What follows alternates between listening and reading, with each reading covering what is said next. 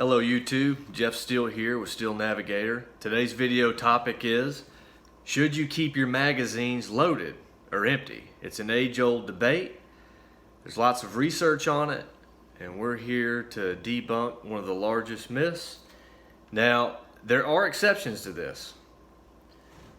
If you want to turn the video off now, should you load your magazines? The answer is absolutely yes. Stick around, I'll tell you what the exceptions are and how to properly load your magazines. Step one is to buy high quality magazines. Buy the highest quality that you can possibly afford. How much does that cost? Well, depending on the brand, depending on the components, a high quality magazine is going to range anywhere from $30 to $60, and that would be for an 8 round up to a 30 round. That's usually the price range of a quality magazine. Can magazines get up to $100, $150? Absolutely they can. Yeah, usually you're getting into 50 round drum type magazines or 100 round drum type magazines where you're getting up into that price range. But most high quality mags are going to range from $30 to, I'd say from $30 to $60 each magazine. So this is Wilson Combat's 45 ACP, the highest quality magazine they offer. These are about $56, $57, not including shipping, delivered to your door. But they are some of the most durable, toughest magazines on the market. You get what you pay for when you're speaking on the topic of magazines. And I would argue that magazines, optics are just as important as the quality of the firearm itself. No question about it. You're only as strong as your weakest link. You can have the greatest pistol in the world, but if you have the junkiest magazine, you're going to have malfunctions. Things are going to happen. Same thing with optics. You would not put a $200 scope on a $2,000 rifle. You would not do that. You get what you pay for. So buy the highest quality that you could possibly afford, and know that, especially when you buy quality, usually you buy once and it lasts, and you can always recoup a lot of your investment, if not all, or possibly even more. In times of shortages today, you might find that you can profit by reselling such components. One thing that you can do, say you have an 8 round magazine, which is what this is, you can load 6 or 7 rounds, so load a round or two short. So a round or two short than what the actual magazine can hold. That will also help preserve the life of your magazine. Know that springs wear out from usage, not by just staying decompressed, but by being used. That's what wears them out. And the higher quality magazine that you buy, the longer it's going to hold its consistency, its spring retention.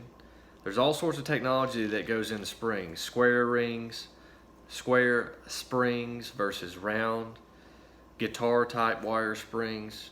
So much goes into them, and you absolutely get what you pay for. I have owned the highest quality magazines. I have bought the cheapest magazines. A good example also would be the Ruger 1022. I have bought El Cheapo 30 round banana clips that the springs are weak, they cause malfunctions. To the best of my knowledge, the Ruger BX25 is the best quality as far as high capacity mags for the Ruger 1022. Are they expensive? Absolutely. But if my firearm works, it's worth the money. You can have a 200 round magazine. If it doesn't work, it's worth nothing. So they've done also studies of Glock magazines, for example, that have been loaded consistently and stored in boxes for 5 years, taken out, work flawlessly. I have some Kimber 45 ACP magazines that I have had loaded for, I bought that particular pistol when I was 21. I'm 32 now. I've had Kimber magazines loaded for 11 years continuously, never been unloaded, and they always function flawlessly. That's an example. And I think at the time when I bought those magazines, they were around $25 before tax and shipping. They're probably $35 now. So when you load a magazine, one thing you want to do is to be sure not to bend your feed lips right here. So put the cartridge in the front of the magazine and then slide it back under the feed lips. Some people make the mistake and try to pop it straight down, and that will damage your feed lips. That's a big no. So push down in the front and then slide it under the feed lips in the back, and make sure the cartridge goes all the way to the rear, flush with the back.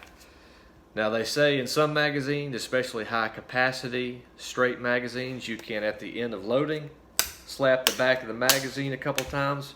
Back in the old war times, that's soldiers would hit them against their helmets to make sure the cartridge is seated flush against the back of the magazine all the way through. It's more so important when you get up into the 20 and 30 round straight mags. For example, the Kel-Tec, I think it's the PMR 30, holds 30 rounds. That's one of the important things they say, is to slap the back, make sure all the cartridges go to the back of the magazine.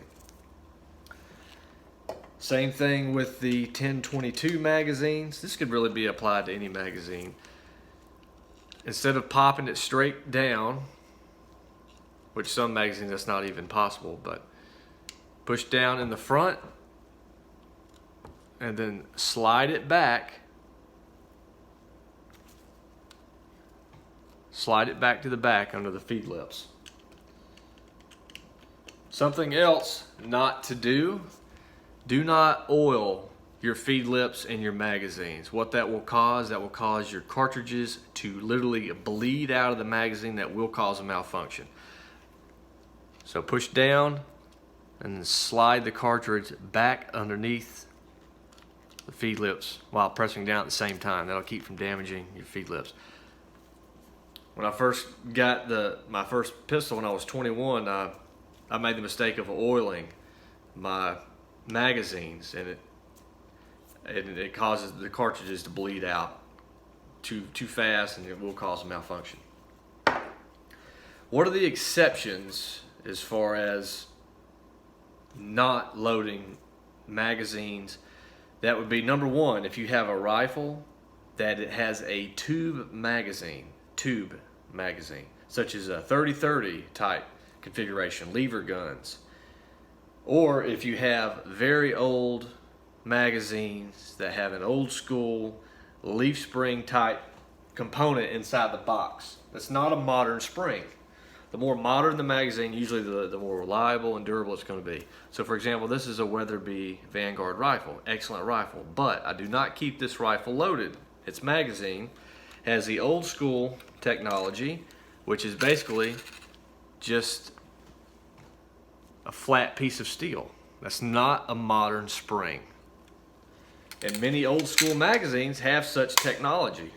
I do not keep those, nor do I keep tube magazine rifles loaded. But all modern firearms, absolutely keep them loaded. If you're hunting or you see some game, that game, wild game, is not going to stick around for you to pick up a magazine and load it up. Now, if I had a defensive shotgun with a tube magazine, that might be something worth considering, keeping loaded. You might have one or two, but the bulk of those applications, absolutely not. You see a deer out in the field, that deer is not going to say, oh, I'm going to wait around here while Johnny fills his magazine, puts it in his rifle, chambers around, and then makes a shot. No, wild game, very seldom do they stay in one place. They are consistently, nonstop, moving, on the move. You don't have the time. There is no time. You need to be able to pick up the firearm, flip off the safety, and take care of business. Also, in a self-defense situation, a violent situation that you need to defend people, defend yourself, defend your family. That violent situation is not going to wait on you to load a magazine. Go to your cabinets, go to wherever you're storing your gear. Get a mag out, get the right box of ammo, load it up. Those situations, there is no time. Immediate action, instant action is required.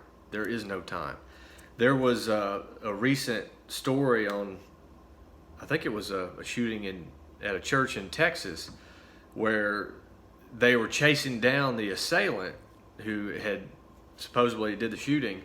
And I think one of the guys, he had a rifle, but while they were chasing the suspect down to apprehend him, because of course law enforcement was late to respond, they're trying to load magazines as they're chasing this person down.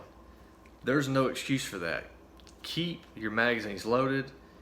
At the most, be able to throw the mag in, chamber, rack around, and be able to switch the safety off.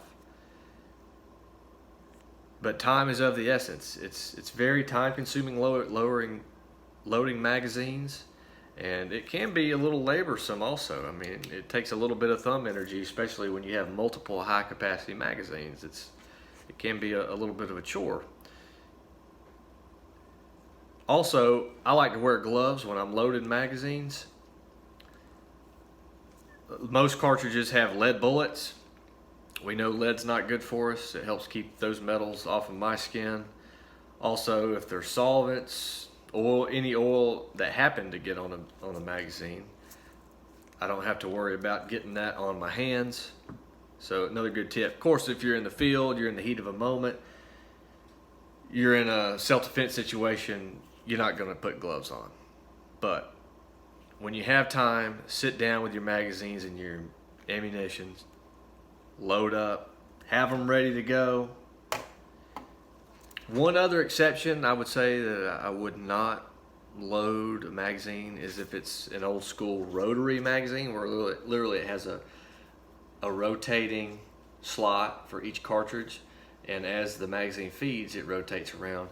I have had feeding issues with those as well, so I would not keep those.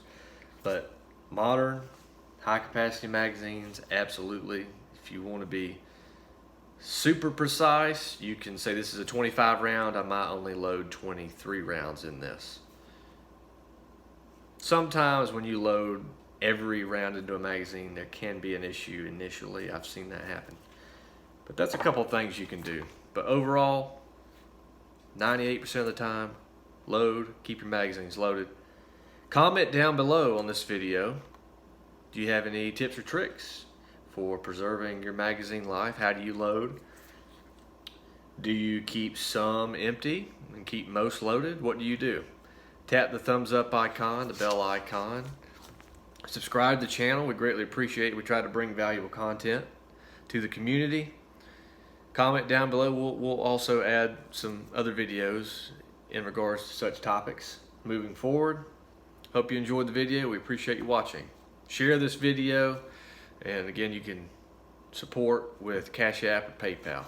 Thank you.